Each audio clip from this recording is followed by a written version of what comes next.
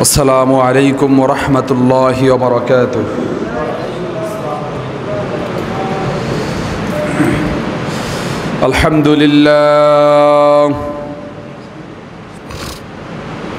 আলহামদুলিল্লাহি ওয়া কাফা ওয়া সালামুন আলা ইবাদিহিল্লাযীনা ইসতাফা। أما بعد فأعوذ بالله من الشيطان الرجيم. بسم الله الرحمن الرحيم. وعباد الرحمن الذين يمشون على الأرض هونا وإذا خاطبهم الجاهلون قالوا سلاما.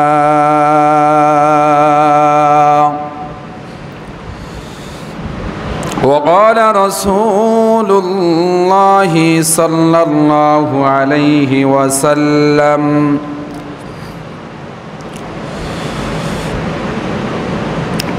قتال المسلم كفر وسبابه فسق.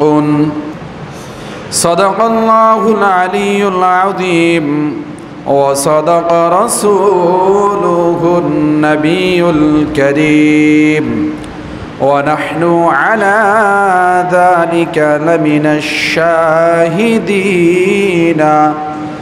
والشاكرين والذاكرين والحمد لله رب العالمين. الحمد لله।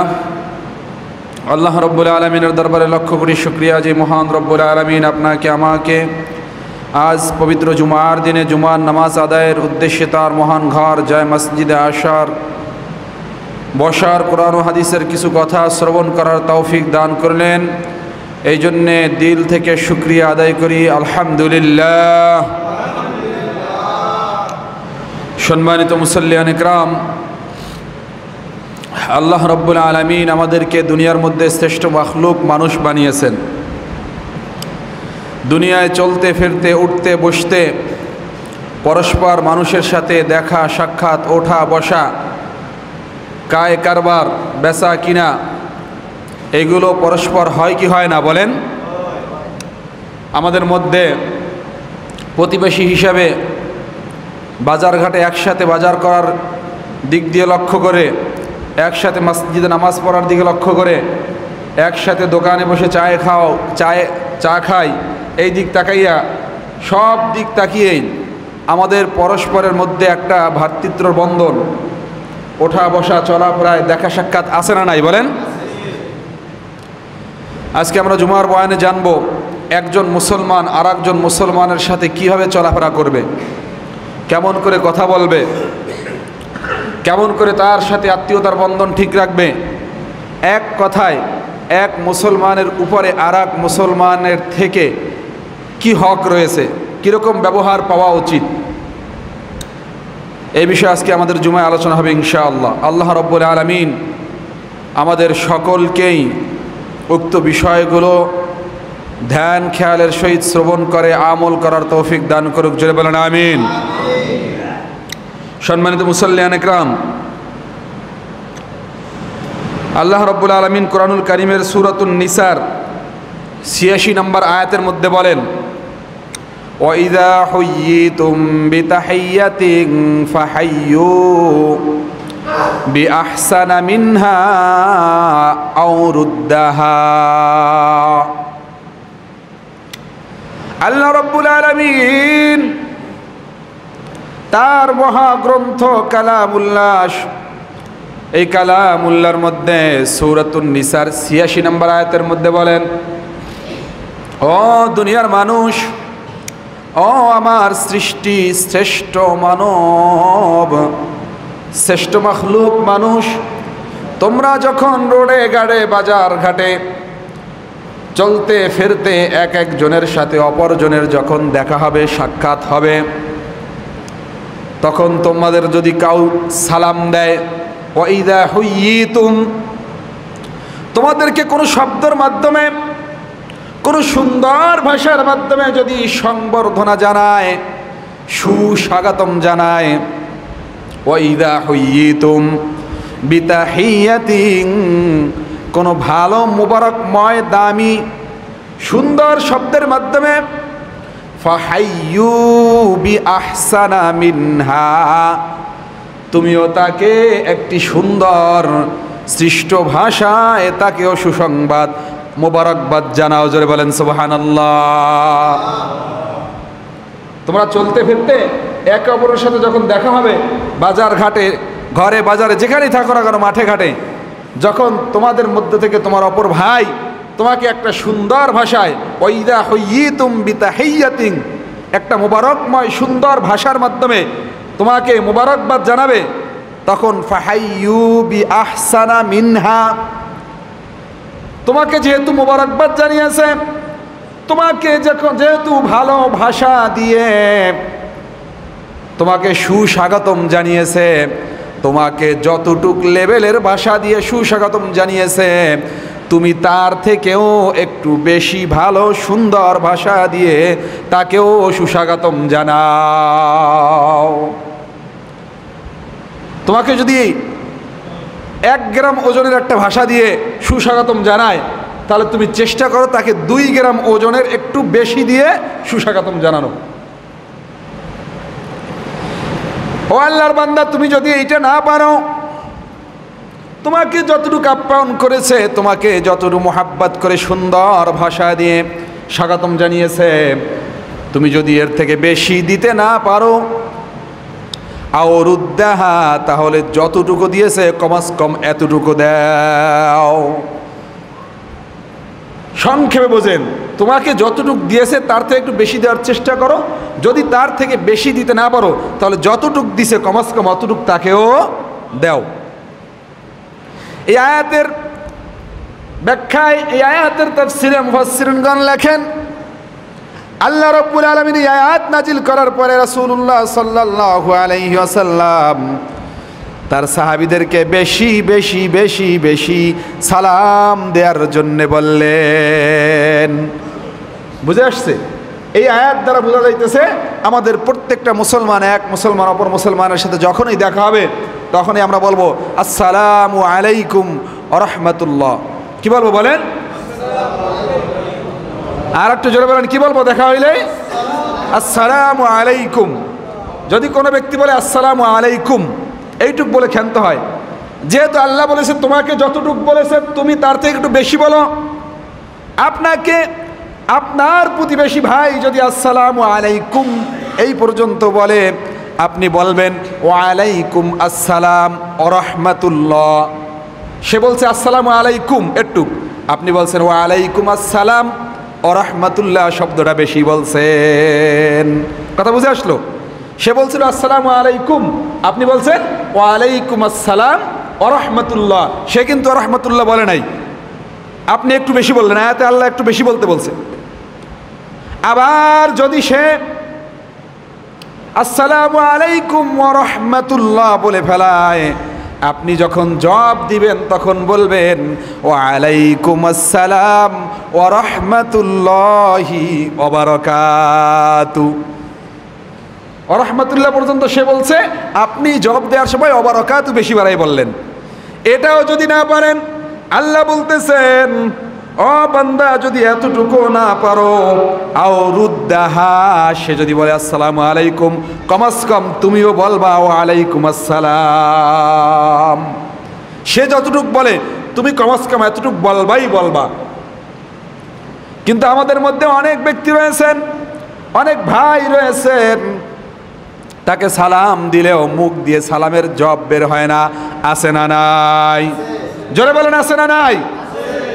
এই জন্য খবরদার খবরদার, কোনো ব্যক্তি যদি আপনাকে সালাম দেয় তাহলে সে একটা সুন্নাত আদায় করলো। আর আপনাকে যখন সালাম দিয়ে দিল, আপনার উপরে সেই সালামের জবাব দেওয়াটা ওয়াজিব হয়ে গেল। এই জন্যে কোনো আল্লাহর বান্দা যদি আপনাকে শুনাইয়ে শুনাইয়ে সালাম দেয়, আওয়াজ করে সালাম দেয়, তাহলে আপনাকেও তার জবাবটা শুনাইয়া শুনাইয়াই দিতে হবে। আমাদের সমাজে এমন ব্যক্তি রয়েছে, প্রথমেই দেখা হলে বলে, ও ভাই কেমন আছো, আসসালামু আলাইকুম, বলে কি বলে না? বেয়ার সাথে দেখা হলে বলে, বেয়াই কেমন আছেন, আসসালামু আলাইকুম। বন্ধুর সাথে দেখা হলে বলে, বন্ধু কেমন আছেন, আসসালামু আলাইকুম। এরকম বলে কি বলে না? কিন্তু আমার আপনার নবী রাহমাতাল লিল আলামিন বলতেছে, ও উম্মত শুনে নাও, শুনে নাও, খবরদার খবরদার, আগে কথা বলিও না, বরংস আসসালামু ক্বাবলাল কালাম।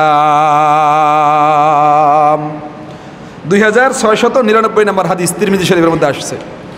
যদিও হাদিসের রাবির মধ্যে একটু কিলোকাল রয়েছে, তারপরে এর থেকে তো আহকামাত সাবেত করি নাই। সেই জন্য আল্লাহ রাসূল বলতেছেন, ও বান্দা, আগে তুমি কথা বলার আগে সালাম দিয়ে দাও, এরপরে কথা বলো। প্রথম বলো আসসালামু আলাইকুম, এরপরে বলো ভাই কেমন আছেন। বুঝে আসছে না? আগে বলতে হবে কি? আগে দিতে হবে সালাম, এরপরে কালাম। আগে সালাম, পরে কালাম। মনে থাকবে তো ইনশা আল্লাহ রাব্বুল আলামিন আমাদেরকে আমল করার তৌফিক দান করুক। জোরে বলেন আমিন। এখন আমাদের মধ্যে অনেক ভাই রয়েছে, চলতে ফিরতে রুটে ঘাটে আমি বড় মনে করি, ছোটরা আমাকে সালাম দেবে। আমি একটু মান্যগণ্য ব্যক্তি মনে করি, সাধারণ ব্যক্তি আমাকে সালাম দিবে। আমি ইমাম সাহেব, আমি মনে করি আমি দামি ব্যক্তি, মুসল্লিরা আমাকে সালাম দিবে। আমি মুফতি সাহেব, আমি মনে করি আমি দামি, আমাকে যারা আলেম নয় তারা সালাম দেবে। ওস্তাদ মনে করে ছাত্র আমাকে সালাম দিবে। কর্মস্থলে স্যার মনে করে আমার নিচে যারা আমার অধীনস্থ রয়েছে তারা আমাকে সালাম দিবে। আমি যদি সালাম দেই তাহলে আমার সম্মান কমে যাবে, আছে না নাই? অথচ সাহাবী রাদিয়াল্লাহু তাআলা আনহুম আজমাইন রাসূলুল্লাহ সাল্লাল্লাহু আলাইহি ওয়াসাল্লামকে বারবার আগে সালাম দেওয়ার চেষ্টা করতেন। সাহাবীরা বলেন, আমরা লুকাইয়া গিয়া রাসূলের পিছন দিক থেকে রাসূল যাতে আগে সালাম দিতে না পারে, আমরা লুকাইয়া পিছন দিক থেকে সামনে গিয়ে যখন এই রাসূলের চোখের দিকে তাকাবো, সালাম দেব, এর আগেই রাসূল আমাদেরকে সালাম দিয়ে দিতেন। জোরে বলেন সুবহানাল্লাহ। দেখছেন, সাহাবীরা চেষ্টা করত যে আমি আগে রাসূলকে কি দেব? সালাম দেব, কিন্তু রাসূলের সাথে সালাম দিয়ে পারতেন না।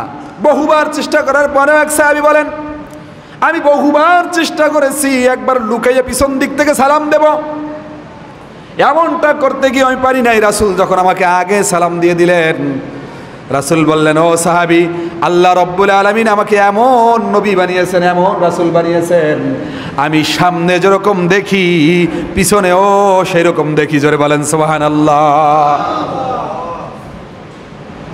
তাহলে সাহাবীরা রাসূলকে চেষ্টা করে আগে সালাম দিতে পারে নাই।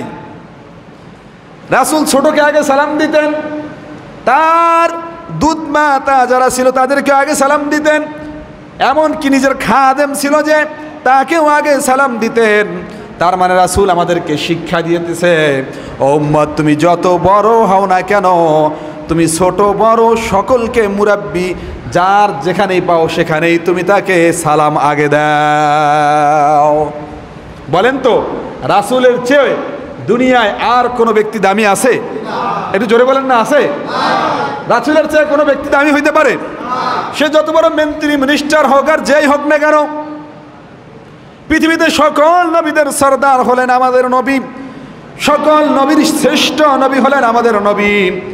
আল্লাহর পরে যার স্থান, সেই নবী এত দামি হওয়ার পরেও যদি ছোট ছোট বাচ্চাদেরকেও আগে আগে সালাম দেয়, তাহলে আমাদের আগে সালাম দেওয়ার দরকার আছে না নাই? এই জন্যে খবরদার খবরদার, আমরা সকলেই চেষ্টা করব যাতে আমার রাসূলের সুন্নাতটা আমার দ্বারা না ছোটে, আমাকে যেন কেউ আগে সালাম দিতে না পারে, আমি সকলকে আগে সালাম দেব ইনশাআল্লাহ। আগে সালাম দিলে কী লাভ হবে? কী লাভ হবে? রাসূলুল্লাহ সাল্লাল্লাহু আলাইহি ওয়াসাল্লাম কানজুল উম্মাল এই গ্রন্থের 25,300 নং হাদিসের মধ্যে বলেন, আল বাদি বিস সালাম বারিউম মিনাল কিবর। ও উম্মত, তুমি যদি আগে আগে সালাম দিতে পারো, শুনে নাও শুনে নাও, আগে আগে সালাম দেনেওয়ালা, আগে আগে সালামকারী সকল হিংসা বিদ্বেষ কিবির থেকে মুক্ত থাকে। হে উম্মত, তুমি যদি আগে আগে সালাম দিতে পারো তাহলে শুনে নাও, আগে আগে সালামকারীর অন্তর থেকে হিংসা বিদ্বেষ কিবির তাকাব্বুর আল্লাহ রাব্বুল আলামিন দূর করে দেন, ধুয়ে মুছে অন্তরটাকে একেবারে নরম পরিশুদ্ধ করে দেন। জোরে বলেন সুবহানাল্লাহ। তাহলে আগে আগে সালাম দানকারী হিংসা থেকে মুক্তি পায়। আগে আগে সালাম দানকারী, জোরে বলেন, আগে আগে সালামকারী, মনে থাকবে তো ইনশাআল্লাহ। আল্লাহ রাব্বুল আলামিন আমাদের সকলকে বেশি বেশি সালাম দেওয়ার তৌফিক দান করো।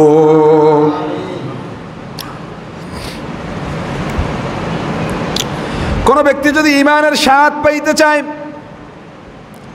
কোন ব্যক্তি যদি মনে করে আমি ঈমানের স্বাদ গ্রহণ করব, আমি ঈমানের মজা কেমন এটা পাবো, রাসূল বলেন 3 কাজ কোন ব্যক্তি যদি করে আমার সে উম্মত ঈমানের স্বাদ পেয়ে যাবে। 1 নম্বর কাজ হলো,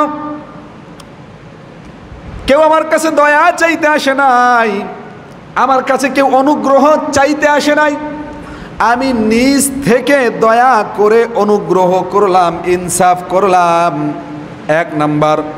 2 নাম্বার হলো বেশি বেশি আমার যে উম্মত সালাম প্রদান করবে সে উম্মত ঈমানের স্বাদ ভোগ করবে। 3 নাম্বার, অভাবগ্রস্ত থাকা অবস্থায়ও মাঝে মাঝে যতটুক তৌফিক হয় আল্লাহর রাস্তায় দান করবে। এই 3 কাজ যেই ব্যক্তি করবে সে ঈমানের স্বাদ পেয়ে যাবে। জোরে বলেন সুবহানাল্লাহ। তাহলে ঈমানের স্বাদ যদি পাইতে চান তাহলে আপনাকে এই 3 কাজ করতে হবে। 1 নাম্বার কাজ হলো, আপনি কেউ আপনার কাছে ইহসান চায় নাই, ইনসাফ চায় নাই, আপনি ইনসাফ করবেন, ইহসান করবেন। 2 নাম্বার কাজ হলো বেশি বেশি সালাম দিবেন। 3 নাম্বার কাজ হলো আপনি অসহায় অবস্থায় থাকলেও অল্প কিছু হইলেও আল্লাহর রাস্তায় দান করবেন। আপনার কাছে ইহসান চায় নাই, রোডের মধ্যে একটা লোক দাঁড়িয়ে আছে, টাকা নাই, আপনি গাড়ি চালক, আপনি ওই রোড দিয়ে যাইতেছেন, ব্যক্তি দাঁড়ায় আছে, আপনি মনে মনে ভাবলেন হয়তোবা এই ব্যক্তিরা সামনে যাবে, আপনি তাকে জিজ্ঞাসা করলে মোটর সাইকেলের পিছনে উঠাই নিয়ে নিলেন, বললেন ভাই আমিও তো ওদিক যাব, তুমি আমার সাথে চলো, তোমাকে একটু উপকার করে দেই, হেল্প করে দেই। এরকম কোন ব্যক্তি যদি এই কাজটা করতে পারে আল্লাহর রাসূল বলতেছে আমার ওই উম্মত ঈমানের স্বাদ গ্রহণ করবে। দেখেন, এরপরে সাহাবী রাদিয়াল্লাহু তাআলা আনহুম জিজ্ঞাসা করেন, এক সাহাবী বলেন সাআলা রাসূলুল্লাহি সাল্লাল্লাহু আলাইহি ওয়াসাল্লাম আইয়ুল ইসলামি খায়রুন, ও রাসূল কোন ঈমান, কোন ধর্ম, কোন ইসলাম ভালো, ইসলামের মধ্য থেকে কোন ইসলামটা ভালো, কোন কাজটা ভালো? আল্লাহ রাব্বুল আলামিনের রাসূল বলেন আতঈমুত তুআম, কাউকে খানা খাওয়ানো এটা ইসলামের মধ্যে বড় ভালো, বড় সুন্দর। 2 নম্বর হলো ওয়া তাকরাউস সালাম, আপনার প্রতিবেশী আপনার মুসলমান ভাইকে বেশি বেশি সালাম দেওয়া, এই কাজটাও বড় ভালো। তাহলে আমরা এই এতগুলো আয়াত, এতগুলো হাদিস শুনলাম সালাম সম্বন্ধে। এই এক ভাই অপর ভাইয়ের সাথে দেখা হইলে সালাম দেওয়া, এটা হলো সুন্দর ব্যবহার, সুন্দর আচরণের মধ্য থেকে একটা আচরণ, একটা সুন্দর ব্যবহারের মধ্য থেকে একটা। আল্লাহ রাব্বুল আলামিন আমাদেরকে বেশি বেশি বেশি বেশি সালাম দেওয়ার তৌফিক দান করুক। জোরে বলেন আমিন। আমাদের বুজুর্গানে দিন যারা রয়েছেন বড় বড় আলেম যারা রয়েছেন, আমাদের আকাবের যারা রয়েছেন, তারা বলেন কিয়ামতের ময়দানে ওই ব্যক্তির আমল বড় ভারী হয়ে যাবে যে বেশি বেশি সুন্নাতের উপরে আমল করবে। যে ব্যক্তি বেশি বেশি সুন্নাতের উপরে আমল করবে তার আমল কিয়ামতের ময়দানে অনেক ভারী হবে, অনেক ভারী হবে। সুন্নাতের উপরে পাবন্ধ হওয়ার কারণে, সুন্নাতের উপরে বেশি বেশি আমল করার কারণে কিয়ামতের ময়দানে যখন মানুষের চেহারাগুলো কালো হয়ে যাবে, আল্লাহ রাব্বুল আলামিন বলতেছেন উজুহু ইয়াওমাইযিম মুসফিরা। সুন্নাতের উপরে আমল করার কারণে কিয়ামতের ময়দানে আল্লাহর ওই বান্দার চেহারাটা পূর্ণিমার চাঁদের মতো জ্বলজ্বল জ্বলজ্বল করতে থাকবে। আর রাসূলুল্লাহ সাল্লাল্লাহু আলাইহি ওয়াসাল্লাম এই সুন্নাতের আমলের কারণে কিয়ামতের ময়দানে তার উম্মত হিসেবে চিনিয়ে ফেলবে। সুন্নাতের উপর আমল করা যায় কেমন করে? তা আমাদের আকাবেররা, আমাদের মুরাব্বিরা ইকরাম তিনটা পদ্ধতি বলেছেন। কয়টা বলেন? তিনটা পদ্ধতি বলেছেন। একটু কষ্ট করে, একটু মেহনত করে যদি এই তিনটা আমল করা যায়, এই তিনটা নিয়ম অনুযায়ী চলা যায়, তাহলে অনেক সুন্নাতের উপরে আমল করে চলাটা সহজ হয়ে যায়। আপনি আমি যদি তিনটা কাজ করতে পারি, তিনটা রুলস মেনে, নিয়ম মেনে চলতে পারি, তাহলে শত শত শত শত হাজার হাজার সুন্নাতের উপরে আমল করে চলা হয়ে যাবে। এক নাম্বার, আমরা দুনিয়ায় চলতে ফিরতে হয়তো উপরে উঠি নয় নিচে নামি। কথা বুঝে আসছে না? হয়তো উপরে উঠি নয় নিচের দিকে নামি, নতুবা সমতল জমি দিয়া চলি। এই তিন সূরা ছাড়া কিন্তু আমরা হাঁটতে পারি না, তিন অবস্থা ছাড়া আমরা হাঁটতে পারি না। তো আমাদের মুরাব্বিয়ান ইকরাম, বড় বড় আলেম, তারা বলেন যখনই আমি দেখব উপরের দিকে উঠতেছি, তাহলে আমরা ওই সময় আল্লাহু আকবার বলবো। কি বলবো? আরো যারা বলেন কি বলবো? যখন আমরা উপরের দিকে উঠবো তখন আল্লাহু আকবার বলবো, আর যখন নিচের দিকে নামবো তখন সুবহানাল্লাহ বলবো। কি বলবো? সুবহানাল্লাহ বলবো। আর যখন সমতল জমি দিয়ে চলবো, জমিন দিয়ে হাঁটবো, তখন বলবো লা ইলাহা ইল্লাল্লাহ, লা ইলাহা ইল্লাল্লাহ। এই একটা কাজ যদি আমরা করতে পারি, দেখা যাবে দিনের মধ্যে আমি বহুবার আমার ঘরের সিঁড়ি দিয়ে উপরে উঠতেছি, আবার আমার ঘরের সিঁড়ি দিয়ে আমি নিচে নামতেছি। একবার উঠলে যদি 5টা সিঁড়ি থাকে, 5টা সুন্নাতের আমল হয়ে যাবে। আবার যদি 5টা সিঁড়ি দিয়ে নিচে নামি, আবার 5টা সুন্নাতের আমল হয়ে যাবে। এই একটা কাজ যদি আমরা মেনটেন করে চলতে পারি, নিয়ম অনুযায়ী চলতে পারি, উপরে উঠলে আল্লাহু আকবার, নিচে নামলে সুবহানাল্লাহ, সমতল জমি দিয়ে লা ইলাহা ইল্লাল্লাহ মুহাম্মাদুর রাসূলুল্লাহ কালিমাটা পাঠ করতে পারি, তাহলে দেখা যাবে দৈনন্দিন আমাদের অনেক সুন্নাতের উপরে আমল হয়ে যাবে।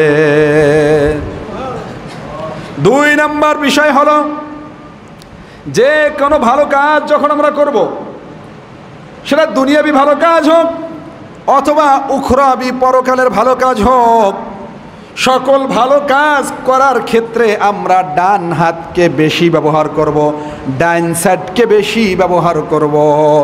আপনি আমি জামা গায়ে দিতেছি, ভালো কাজ কি ভালো কাজ না? শরীরের হেফাজত হবে, এটা একটা ভালো কাজ। কোন হাতাটা আগে ঢুকাবো? বিসমিল্লাহির রহমানির রহিম বলে আগে ডান হাতটা ঢুকাইয়ে দিব, পরে বাম হাত ঢুকাবো। যে কোনো ভালো কাজ আমরা করতে যাব, আমি যখন জুতা পরিধান করব, আমার শু পরিধান করব, আমার স্যান্ডেল পায়ে দেব, এটা একটা ভালো কাজ না মন্দ কাজ? জোরে বলেন, ভালো কাজ না মন্দ কাজ? ভালো কাজ। আমি চলতে ফিরতে যদি একটা ধাক্কা লাগে, আমার নখটায় চোট লাগলে আঘাত পাইতে পারি, অথবা কাজ ভাঙা আছে, লোহা আছে, কাটা আছে, যে কোনো সময় খালি পায়ে হাঁটলে আমি একটা আঘাত পাইতে পারি। জুতা স্যান্ডেল পরিধান করা একটা ভালো কাজ। যখনই আমি জুতা স্যান্ডেল পায়ে পরিধান করব, পায়ে দিব, তখন এই কোন পাকে আগে দেব? জোরে বলেন, কোন পা আগে দেব? আগে ডান পা দেব, কারণ এটা একটা ভালো কাজ। যে কোনো ভালো কাজ যখন আমি করব, আগে আমি ডান হাত দিয়ে, ডান পা দিয়ে শুরু করব। আমি খানা খাবো, ডান হাত দিয়ে শুরু করব। এরপরে এমন কাজ রয়েছে যেটা নিম্নমানের। কি মানের বলেন? নিম্নমানের বৈধ কাজ। নিম্নমানের, একটু আমার সাথে বলেন, নিম্নমানের, নিম্নমানের, নিম্নমানের বৈধ কাজ। আরে ভাই, অবৈধ কাজ তো করাই যাবে না। গুনার কাজ করা যাবে নাকি? গুনার কাজ করা যাবে? নিম্নমান কিন্তু বৈধ, মান নিম্ন। যেরকম মসজিদে ঢোকা, এটা দামি কাজ, তাহলে কোন পা দিয়ে ঢুকতে হবে? কথা বলেন, আর একটু জোরে বলেন, কোন পা দিয়ে ঢুকতে হবে? মসজিদ থেকে বের হওয়া এটা কি ভালো কাজ না মন্দ কাজ?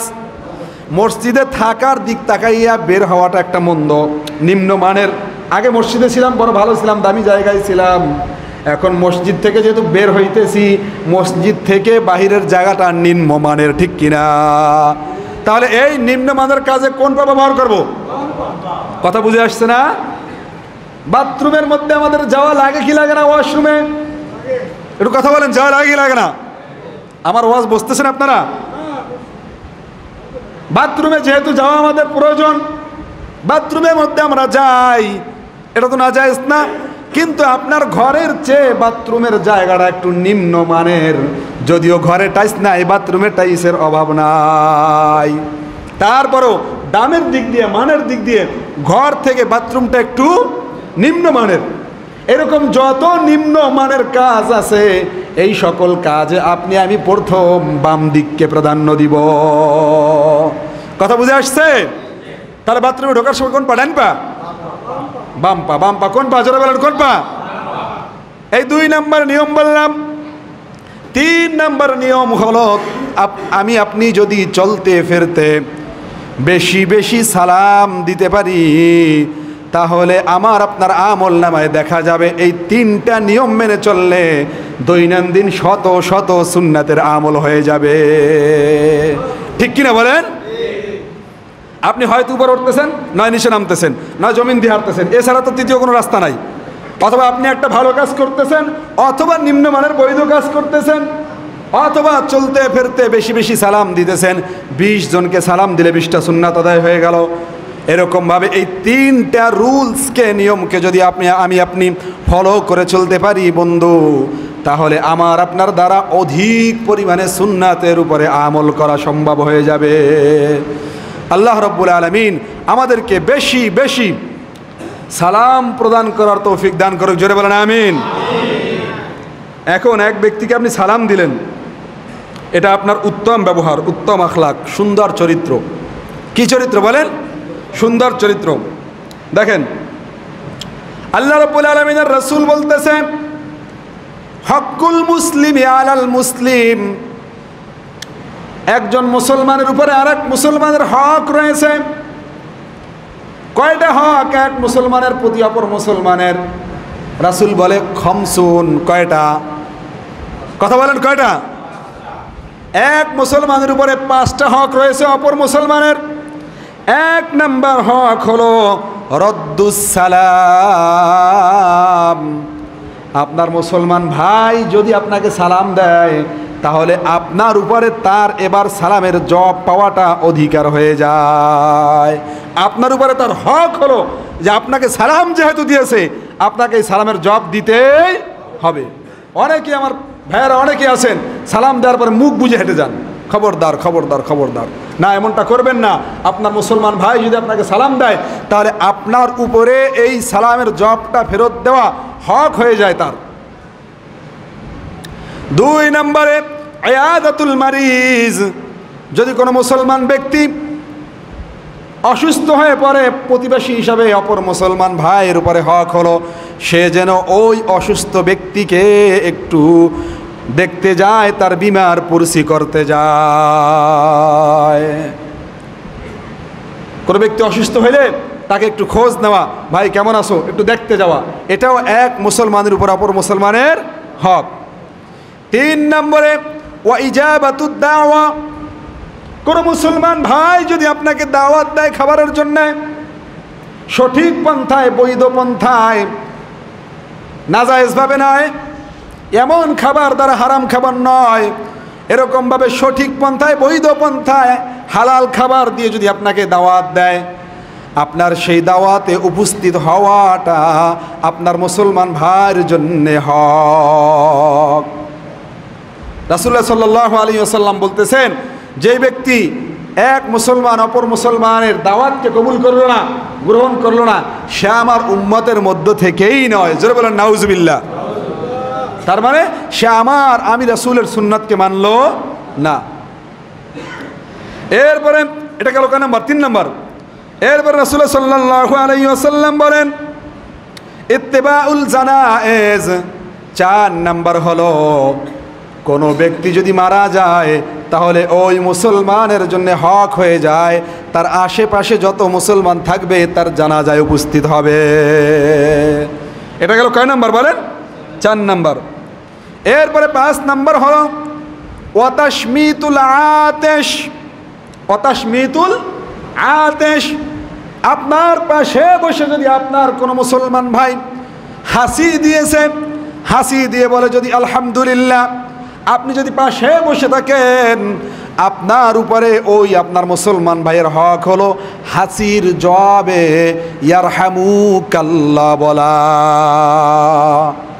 যদি কোনো ব্যক্তি হাসি দেয় সে বলবে আলহামদুলিল্লাহ, আর আপনি যদি পাশে বসে থাকেন তাহলে আপনি বলবেন ইয়ারহামুকাল্লাহ। জোরে বলেন ইয়ারহামু, আবার বলেন ইয়ারহামুকাল্লাহ। কি বলতে হবে? আবার বলেন, আর একটু জোরে বলেন, আর একটু জোরে বলেন। মনে থাকবে তো? মুখস্থ হয়েছে না? ইয়ারহামুকাল্লাহ, ইয়ারহামুকাল্লাহ। এটা আপনার উপরে আপনার মুসলমান ভাইয়ের হক যে সে যখন হাসি দিয়ে আলহামদুলিল্লাহ বলবে, আপনিও সাথে সাথে বলে দেবেন ইয়ারহামুকাল্লাহ, ইয়ারহামুকাল্লাহ। এরপরে আপনি কি বলবেন এটা জানা আছে নাকি? ইয়াহদিকুমুল্লাহ। কি বলবেন? ইয়াহদিকুমুল্লাহ। আমি সালাম দিলাম, আমি হাসি দিলাম, কি দিলাম? হাসি দিয়েছি, আলহামদুলিল্লাহ বললাম। এরপরে আমার এই কি জানো সোরাব আলী সর্দার মিয়া সাহেব, সে বলল ইয়ারহামুকাল্লাহ। এখন সে যেহেতু আমাকে বললো ইয়ারহামুকাল্লাহ, আমার কি বলতে হবে? ইয়াহদিকুমুল্লাহ, ইয়াহদিকুমুল্লাহ। 3টা শব্দের অর্থ কি শোনেন একটু, কত মজার কথা। আল্লাহ রাব্বুল আলামিন মুসলমানদেরকে কত সুন্দরভাবে শিক্ষা দিতেছে, তোমার অপর মুসলমান ভাইয়ের সাথে তুমি কিরকম ব্যবহার করবা। আমি দিলাম হাসি, বললাম আলহামদুলিল্লাহ, এর বাংলা অর্থ হলো সকল প্রশংসা হলো আল্লাহর জন্যে। কার জন্যে? আলহামদুলিল্লাহ, সকল প্রশংসা হলো আল্লাহর জন্যে। এবার আমাদের সোরাব হাওলাদার সাহেব বলল ইয়ারহামুকাল্লাহ, আপনার হাসিটা যেহেতু সুন্দরভাবে বের হয়েছে, হাসির সাথে সাথে প্রাণ বের হয়ে যায় নাই, হাসির সাথে সাথে রক্ত ছিঁড়ে যায় নাই, হাসির সাথে সাথে আপনার গলা থেকে রক্ত বের হয় নাই, আপনি হার্ট অ্যাটাক করেন নাই। এই জন্যে ইয়ারহামুকাল্লাহ, আল্লাহ রব্বুল আলামিন আপনার উপরে রহম করুক। বলেন না সুবহানাল্লাহ। কত সুন্দর দোয়া যে আপনার উপরে আল্লাহ রহম করুক, রহম করুক। এখন বলেন তো, আপনার জন্য এত সুন্দর করে আপনার মুসলমান ভাই বলল আল্লাহ আপনার উপরে রহমত নাজিল করুক, আল্লাহ আপনার উপর বরকত নাজিল করুক, তার জন্য দোয়া করার দরকার কি দরকার না বলেন? এবার আপনি জবাবে বললেন ইয়াহদিকুমুল্লাহ, ও আল্লাহর বান্দা, তুমি আমার উপরে রহমতের দোয়া করেছো, আমি আল্লাহ তাআলার কাছে বললাম আল্লাহ তোমাকে হেদায়েত দান করে দিক। আল্লাহ তোমাকে কি দিক বলেন? ইয়াহদিকুমুল্লাহ, আল্লাহ রাব্বুল আলামিন তোমাকে দ্বীন ইসলামের ঈমানের মতো দৌলত দান করে হেদায়েত দান করুক। জোরে বলেন সুবহানাল্লাহ। তাহলে এইগুলো হলো এক মুসলমান ভাইয়ের উপরে আর এক মুসলমানের 5টি হক। আমাদের সমাজে মুসলমানের হক তো আদায় করি না, বরঞ্চ মুসলমানের হক আদায় করার দিক থেকে তাকাইতে গেলে দেখা যায় আমাকে যদি কোনো ব্যক্তি একটা গালি দেয়, একটু রাগ দেয়, আমি আরো 5টা গালি তাকে দেওয়ার জন্য প্রস্তুত হয়ে যাই। ঠিক কিনা বলেন? গত সপ্তাহে বয়ান করেছিলাম কতটুকু ছাতর লজ্জা স্থান হেফাজত করতে হবে, আর পরের অংশ থেকে ছিল গালি গালি গালি।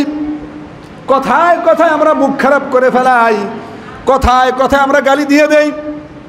এমনও ব্যক্তি আছে মনে মনে ভাবে আমার ছেলেটা হাফেজ মাওলানা মুফতি হয়ে যাক, আমার ছেলেটা সবচাইতে নম্র ভদ্র হয়ে যাক, এমন আশা প্রত্যেক বাবা করে কি করে না? হ্যাঁ জোরে বলেন, করে কি করে না?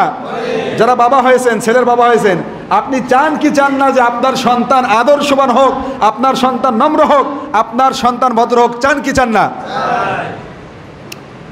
আপনি চাইতেছেন আপনার ছেলেটা নম্র ভদ্র হোক। আপনার গায়ে যখন রাগ উঠে যায়, আপনার মুখ কন্ট্রোল হয় না, তালা লাগে না, আপনার বিবিকে অকাত্য ভাষায় গালিগালাজ শুরু করে দেন, মায়ের সাথে বাবার সাথে অকাত্য ভাষায় গালিগালাজ শুরু করে দেন। এমন কি নিজের সন্তানকেও এমন এমন কটুবাক্য বলে যেটা মুখে আনা যায় না। আছে না নাই? ও প্রিয় ভাই, তুমি তোমার সন্তানের সামনে তোমার বিবির গায়ে হাত তুললা, তোমার বিবিকে গালিগালাজ করলা, তোমার সন্তানের সামনে যেই গালিটা তুমি দিলা, তোমার সন্তান এখন 2 বছর বয়স, 2.5 বছর বয়স, তার মেমোরিটা একেবারে সফট, একেবারে ক্লিয়ার মেমোরি।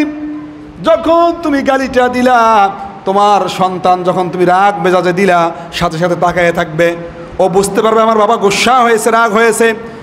আর যখন তোমার দিকে তোমার সন্তানের পূর্ণ মনোযোগ হবে, এমন মুহূর্তে তুমি তোমার মুখ থেকে যেই গালিটা নির্গত করবা, যেই গালিটা বের করবা, বন্ধু, তোমার ওই গালিটা তোমার সন্তানের ব্রেনটের মধ্যে গিয়ে ঠাস ঠাস করে বাড়ি মারবে, সাথে সাথে ওই গালিটা সেভ হয়ে যাবে। ঠিক কিনা বলেন? দেখবেন আপনি একদিন ঠান্ডা মেজাজে বাড়িতে বসে রয়েছেন, আপনার ওই সন্তান পাশের বাড়ির আর একজনের সাথে যখন মারামারি লাগতেছে, ওই আপনার সেই গালি যেটা আপনার স্ত্রীকে আপনি দিয়েছেন, সেই গালিটা এখন রিপ্লে করতেছে, আপনার সন্তান রিপ্লে করতেছে। আপনি বলতেছেন, বাবা তুমি এই গালি কোথা থেকে শিখছো? ঠাস করে জবাব দিয়ে যাও, তুমিই তো সেই গালি আমাকে শিখাইছো, তুমি তোমার বিবিকে, আমার মাকে সেই গালিটা তুমি দাও নাই। এই জন্য খবরদার খবরদার খবরদার, কন্ট্রোল ইউর মাউথ। আপনি আপনার মুখকে কন্ট্রোল করেন। আপনার সন্তান আপনার পাশে, আপনার মেয়ে আপনার পাশে, আপনি এমন এমন গালি দেন, আপনার লজ্জা করে না? অনেকে তো অকাত্য ভাষায় গালিগালাজ দেয়, যে গালিগালাজগুলো কোনো ভদ্র মানুষের মুখে আসা সম্ভব না। যারা বেশি বেশি মুখ খারাপ করেন, বেশি বেশি গালি দেন, কথায় কথায় তরকারিতে লবণ না হইলে তোর একেবারে গোষ্ঠী সহ, ভাত যদি বেশি নরম হয়ে যায় তোর 14 গোষ্ঠী তালাক। এবার যদি পানিটা ঢেলে দিতে গিয়ে একটু বেশি ভরে গ্লাসের উপরে পড়ে যায়, মানে একেবারে ধুয়ে ছেড়ে দেন, নিজের বিবিকে, নিজের সন্তানকে যা তা বলে গালি দেন। এই অভ্যাস যাদের আছে তারা একটু শোনেন।